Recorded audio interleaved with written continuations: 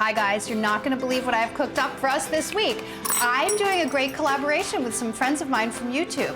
Beth from Entertaining with Beth. She specializes in great entertaining menus and meals for any time of the week. Easy enough to do midweek, great enough to serve on the weekends. Liesl from King Community makes delicious, simple meals, kind of like the ones that I do at Keeping It Fresh with Liesl on King Community. And we're making a lightened up menu together to share with your friends and family in this new year.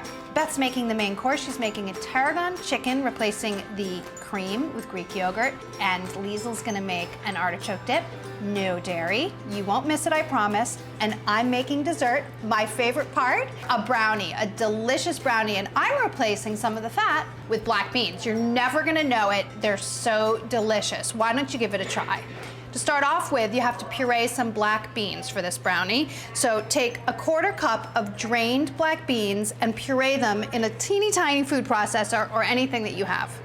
So it's a quarter cup drained and rinsed cooked black beans. And I'm using this tiny food processor because I have one, but use whatever you can to puree it really, really fine. Be a completely smooth puree, but it should be nice and broken down, and you can break it down a little bit more when you add it to your butter. Add the black beans to half a stick of butter, or 4 tablespoons. You want it as smooth as possible so that it doesn't affect the texture in a negative way of the brownies. So I'm just gonna mash them just a little bit more with my rubber spatula. And then add 3 ounces of chopped semi-sweet chocolate and 2 ounces of unsweetened chocolate. I'm gonna add some cocoa powder later, hence the triple chocolate brownie. This needs to get melted. I'm gonna do that in the microwave.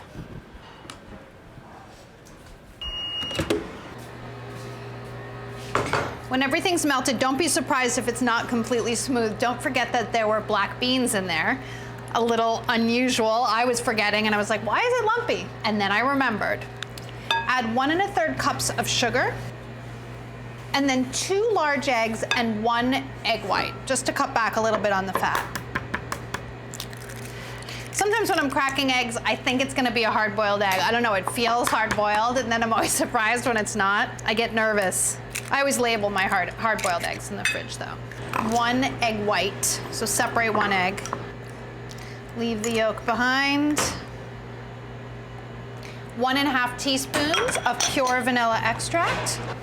None of that fake vanilla extract, all right, guys? Oops. I was using the exact measurement method of measuring half a teaspoon in a teaspoon measure. That always goes well. Stir those ingredients together.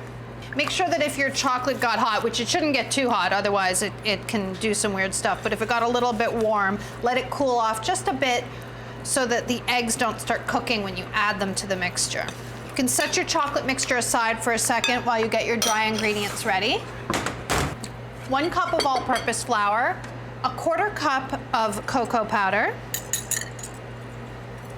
Whisk together the flour and the cocoa powder and add 1/2 teaspoon of baking powder and a pinch of salt, or a big pinch of coarse salt. And then you can whisk your dry ingredients into the chocolate mixture, or stir them in anyway.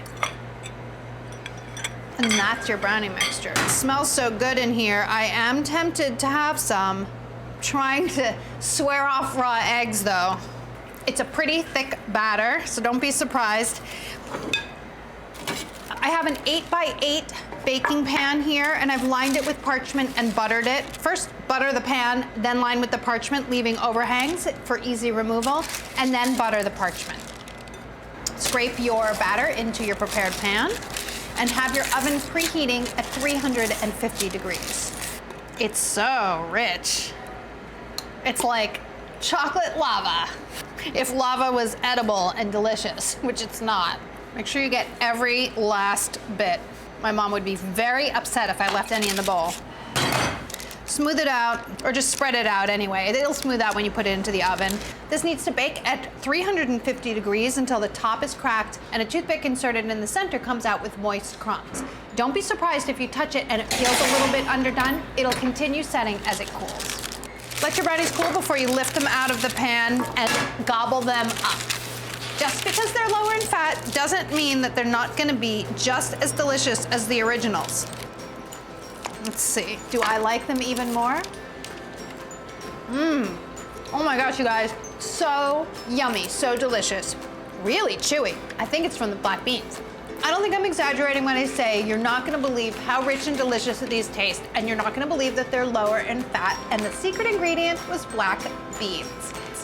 Make sure to check out Beth and Liesel's contributions to this great lightened up dinner menu for a new year. And subscribe to their channels.